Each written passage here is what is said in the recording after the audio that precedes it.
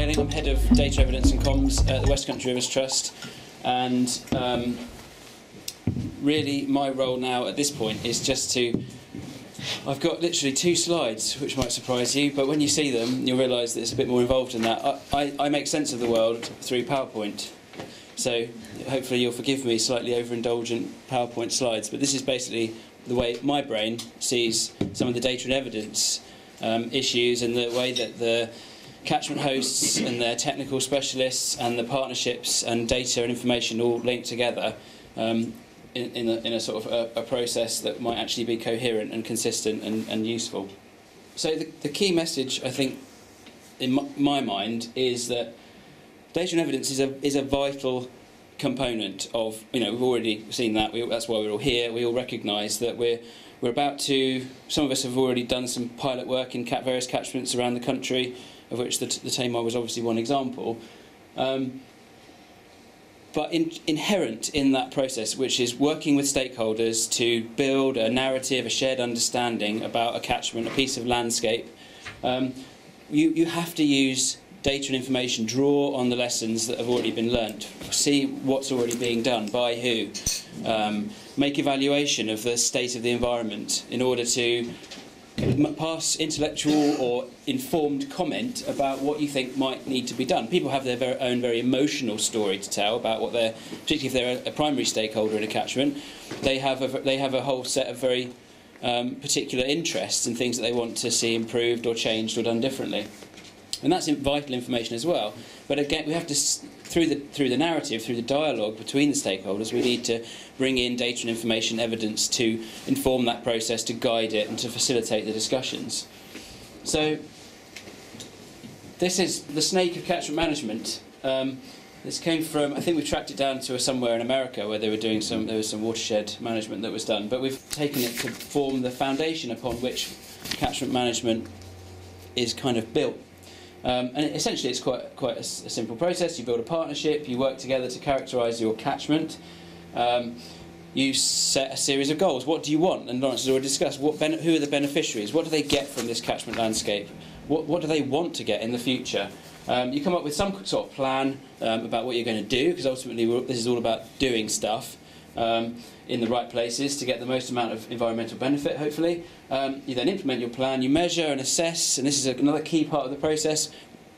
You deliver your plan, you deliver your activities, your interventions, and in theory you get the benefits. You need to obviously measure that. That's more data, more information. Are you achieving the outcomes you set out to? Are you achieving secondary benefits? And then the process goes on, you tweak your plan, you work with the stakeholders to make sure that what you're doing is still right in their eyes, and so on and so forth. But data and evidence feeds into this process, this narrative, right from the very start to the very end. Data and evidence is used to build shared understanding, and that's important that everyone starts to, all the stakeholders in the Catchment Partnership do develop a shared understanding. They all start to understand how these things work. There's some very complex and technical stuff that goes on in what we talk about. We talk about WFD very casually. If you say to a group of stakeholders, farmers, local people, WFD, they look at you blankly, and rightly so. So again, immediately you have to start getting into information about what is Water Framework Directive, what does it mean, how does it work, and developing that shared understanding. We need it to develop a common language. Lawrence again has already talked about on his slide of many reports. Each report in each sector tends to use a different vernacular, a different set of words and vocab to describe the issue that they're focusing on. But we need to break all that apart, and we need to develop a shared language, a common language, so that when you've got a group of stakeholders or technical specialists or catchment hosts or whoever talking to each other, they're all talking the same language and making sense to each other. I've already said these are very complex issues that we're trying to break apart here, and so the data and information is vital to feed into that process as well, to make sure that we are making sense, we're making the right decisions, and we're using the information in the right way. Remote control's dying. As you move on into the process, the data and information that we can draw on, the evidence that we can draw on, starts to tell us about whether or not we actually need to do anything in certain sectors. Are there pressures? Where are they coming from? What is driving the problems? Because really we're talking about problems. Although we always talk about ecosystem services and beneficiaries, where are the beneficiaries? The chances are that someone who's getting the ecosystem service that they want in the right place at the right time to the right level isn't probably making very much noise about it. It's people who are suffering disbenefits, who are not getting the benefits they feel that they should be getting. They're the ones who are making the noise. They're the ones that are driving the discussions, saying, what about this septic tank? What about the discharge down at the bottom of the hill into my river? And then you need to draw on data and information to find out who owns it, what are the issues, are there problems coming from upstream, and so on and so forth. So, targeting measures and predicting benefits. So you can see in the catchment management process, data and evidence really has to be fed into this process right from the very start. So the next question is, how do we do that? We need to do it effectively. We need to do it efficiently. We need to make sure we're using the best evidence available, using the right tools to answer the right questions. And that's where my death by PowerPoint starts to really kick in. Right, here's us. And when I say us, I mean Westcountry Rivers Trust. We're a catchment host, but obviously there are 8 catchments across the southwest. We've got all sorts of different host and co-host organisations, and we're the pilots of the good ship catchment-based approach in our catchment. We're not leading. I wouldn't say leading. We are facilitating, enabling, guiding this process as best we can. Then we've got our Catchment Partnership, which we formed. Many of these partnerships, as we've already heard, already exist informally, and what the catchment-based approach is really doing is trying to consolidate those partnerships, make sure that they're inclusive and that we're not getting different groups going off and doing their own thing in different parts of the catchment. We want to create a single group of stakeholders, primary, secondary and tertiary stakeholders, technical specialists, members of the public, as inclusive as we can get it. And essentially, in that catchment management process, we're trying to what are we aiming for? What are we trying to achieve? We're trying to create a stakeholder-led, participatory catchment plan. So a shared plan developed through collaboration. That's ultimately what we're trying to produce. Who's going to do what, where, and hopefully a set of evidence that says why they're going to do that there. Who's going to pay, and so all these additional questions. So then let's start building up a picture about the information, the evidence that we can draw on as a host to inform this process, to feed into this process that we're engaging on. So first of all, we've got regional and national organisations, and this is just a set. There are a few key organisations missing here. I apologise. Academia is not on here, but I think that's probably should be on here. Water Company, the Rivers Trust, steering the catchment-based approach, help and support nationally. The Environment Agency, obviously key players, got other government organisations and environmental NGOs, of which obviously we are one, and there are many others engaged in the process. So all of these organisations are out there, as the 3C project illustrates, generating whole tool sets, evidence, information. Dave, I think you said to me last week that you spoke to some more senior participants in the catchment-based approach, and what they wanted in terms of evidence was a folder, an atlas of evidence, each page being a bit of evidence that they could feed into their narrative, talking to their stakeholders. But likewise, there are web-based resources. So Epimorphics are here. They've already introduced themselves. They're developing EA outputs, national outputs. It's evidence. It's not data. It's evidence. It's already collated, presented, and synthesised so that it's provided along with interpretation and guidance on how to use. What does this mean? Where does it fit into the process? We've got huge numbers of reports that already exist, as Lawrence's slide indicates, for a catchment, but also they're regional and national in their application as well. And we need to get all that information that's already out there and feed it into the process. So the catchment host becomes a conduit for this evidence into the partnership stakeholder group catchment planning process. And that's a big challenge, I think. It's very important, but it is a big challenge. And obviously the Catchment Partnership, once it's created, will also be coming along with their report, their way of seeing the world, their evidence, and that needs to be integrated into this process as well. So that's a big challenge for a data and evidence person. It's certainly a big challenge for a catchment host to think, well, there is literally, as Lawrence has shown, there are dozens of tools, reports, evidence sets coming from all these different organisations, and we need to understand them, we need to be able to describe what they show and what they mean, and feed that for a particular catchment and feed it through into the process. Nick, can we interrupt? Of course, carry on, yes. Right. Could you just differentiate between data and evidence? You seem to be splitting them. There is a clear. I would say there's a clear distinction between data.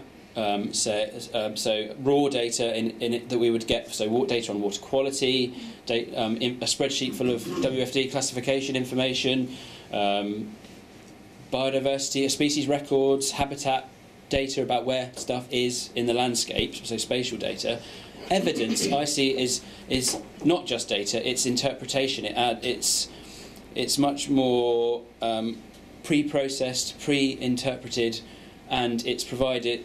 So an atlas is evidence, a set of maps that say, tell your stakeholders about water quality. Use this pre-processed set of evidence, which may have several data sets which underpin it. It may be the output from a model, for example. So it's kind of like raw food and processed food. Exactly. That was the analogy I used the other day. I think we were talking about MasterChef. And MasterChef will probably come up again, not on the slides, but in the discussion. It's a good analogy. If you give someone a tray full of ingredients, that's the kind of data. If you give them a plate full of food, that's evidence. But likewise, if you give someone a load of ingredients and you don't give them a recipe of how to make something, then again there's a problem for them turning that data into the evidence that they need. Ultimately, it's evidence that feeds into the catchment planning process, not raw data. If I can give someone a CD full of raw data with 10 gigabytes of data on it, and they just go, I don't know what that means, I don't know what it shows me, I don't know how to use it. So I think there's an argument that we need to think about how catchment hosts develop the skills they need in order to feed all this evidence that they're being hit with, and it's literally myriad of evidence from all different sources, reports, the web, various other outputs, tools, models. And they've got to take that and synthesise it all together in their brains and tell this story. And that's why some sectors of the catchment-based approach community want to get hard copy maps, because that's the way they can say, look at this, look what it shows, and facilitate the discussion that way. Having to draw on different tools and websites and stuff like that is going to be hugely challenging. On the other side of this equation, equally important, and I think that catchment hosts will probably have to do some of this as well. Not always, but I suspect they may have to. Is that they will need to get access to less processed raw data and information. So spatial data, GIS data sets, the kind of stuff that we can download from the GeoStore or Natural England. Raw data. I mean, the Westcountry Rivers Trust hold about 50 gigabytes of miscellaneous third-party data that we are consumers of data. Alongside that, you need the recipe. You need analysis techniques, methods, protocols, visualization techniques. These are the recipes that allow you to take the raw data, the raw ingredients, and create the evidence. But for a catchment host, there's an implication here, because really, if the catchment host themselves, whether it's an individual, it's unlikely, it's the organisation, is going to need some capability in terms of putting this together. We're going to carry on flogging this analogy now. You need a chef, basically, to put these things together. So there's a gap, often, with capability there as well. You may not Westcountry Rivers Trust now have a growing team of data and evidence officers. That makes us very fortunate. Each catchment host probably will, if they want to consume data and use some of the analysis tools and techniques that are out there, they're going to need to build some capability in their partnership or even in their own organisation. And the Catchment Partnership is going to be generating yet more and bringing yet more and more data and information to the table as the partnership forms. And if that arrow is going straight onto the catchment host, and again, we've had this experience in the Tamar, people come, here's my data, here's my evidence, I'll send you the spreadsheet, and it's just like a landslide of data. We have no shortage of data, what we have is a shortage of evidence, i.e. turning data into evidence. There is a key point here, which is that you can relieve the pressure in terms of building capability by getting someone else to do it, and there are a lot of catchment hosts in the pilot phase who skipped around this process by getting someone in, an external person, either a partner or someone to assist, like ourselves, or a consultant or someone to come in and take on that process of turning the data and evidence, using a various set of tools and feeding it into the process. Are you still with me so far, hopefully?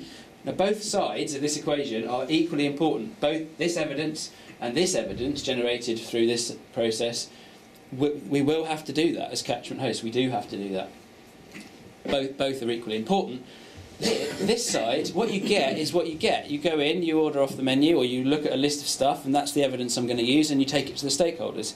So this is a bit more restrictive, because you're very much getting the story according to these organisations. South West Water, for example, have done water quality risk assessments already. So Natural England are currently looking at the process of how their diffuse water pollution plans will feed into this process. So it's trying to standardise this national evidence that feeds through this pathway. So that's standardising stuff, so it's pre-digested, ready to be fed into the process. On this side, there's a bit more flexibility, there's more choice. A host has got more choice on this side. They can decide what they want to do, where's the emphasis for them, what's important for them. And perhaps more importantly, they're building this capability in their partnership. And that's, certainly from our point of view, from the Rivers Trust point of view, building capability, skills in partnerships so they can do this for themselves is an attractive idea. I think that's something that we should aspire to. This pathway here of just feeding it out to someone else and getting the outputs is okay, but it can be expensive, and also you basically skipping an opportunity to build the capability in your own partnership, in your own organisation. So, final pieces of the jigsaw. We now are the Rivers Trust, the Catchment-Based Approach Help and Support Steering Group, the data team are working with a lot of these partners now. There's a national data group which Michelle chairs and which I sit on for my sins. And there's a new Catchment-Based Approach website which is going to be developed. And the purpose of that website is to showcase best practice. It's to showcase some of these bits of evidence, but also to give it with the information of how do you use this, how do you weave this into your narrative. And by showcasing best practice, showcasing what's been done before in other catchments or with different organisations, then the partnerships can start to say, well, we want to do it that way, or we want to do it that way. We like what they've done, we like what Freeman Piddle have done, we like that, we're going to use that method for engaging with our stakeholders, or we're going to use that way to these sets of evidence. So, and then gradually, as more and more content builds up on here, then people will start saying, "Well, we're a new catchment. We've done a stakeholder workshop, and we want to showcase what we've done on this website for the benefit of everyone." It's the Society for the Avoidance of the Reinvention of the Wheel. That's the long name for the website. And as we move forward towards the back end of next year, people are going to start going into a delivery phase. Now, the pilots are already further along. The Tamar, we're starting to think about our delivery plan of what we're going to do, who's going to do what, where, how we're going to communicate with the wider stakeholders and the public. Are we going to have a monitoring programme? And that by moving into a delivery phase, then you're starting to generate yet more data. In the process, you're getting back to the point where you're now tweaking and improving your plan. Then, again, having this capability is really, really useful, because suddenly the data that's coming along, it might be showing you that your plan's had a huge benefit, more water bodies at good status. If you can't make sense of the data, then you won't know, and that's a missed opportunity. So there's some opportunity for training up there. So that's the long and the short of it. Hopefully that now makes more sense than it did. I think the key messages are that both sides of this equation need to be done, but there's some optional things in here. The training is optional, the capability building is optional. This side of the equation is more flexible and gives you more choice about what you want to do. This side of the equation gives you more standard evidence that you can feed into the process, and you know you're using the best evidence, you know you're doing the right thing, you know you're telling your stakeholders the right messages.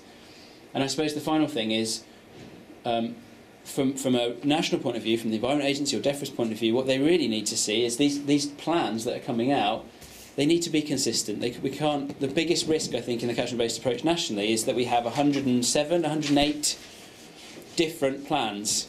For the Environment Agency and for DEFRA nationally to take an overview of 108 plans, that's fine. We can present what they've done on the website, but we need to make sure that there's consistency built into the process, not only so that the inputs are consistent, but so that the outputs are consistent, and that again we've got a shared language not within each catchment but between catchments, so that if East Devon talking to West Cornwall about what they've done, they've still got a shared language. They can still see how the two different approaches compare because they are consistent and standardised. So that's that.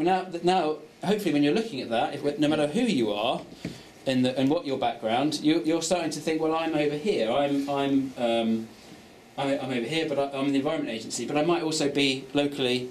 I mean, Brett, you're a classic example of a case study for the diagram. Your cost-benefit assessment tool is a classic standardised piece of evidence that you're going to try and pre-process and work and feed into this process, working with Catchment Hosts to see if you can get the messages through. But also, you're a Catchment Coordinator, so chances are you're going to be on some of the groups as well. So you can immediately start saying how you fit into the process and where you might want to also feed in. If you think, well, I'm not that's an interesting part of this, I might try and get involved in that as well. For me, I'm here. There are other people who are hosts. So Michelle, the Rivers Trust are here. You're up in the corner, looking across, not down at everyone. So trying to work out how you're going to get consistent, standardised information out of these people and out of these partnerships, so that you can develop national data sets or national outputs. So question marks. These are decisions that need to be made, I think. After lunch, we've got a couple of case studies about analysis and visualization tools from a couple of pilots, ourselves and Wessex Water.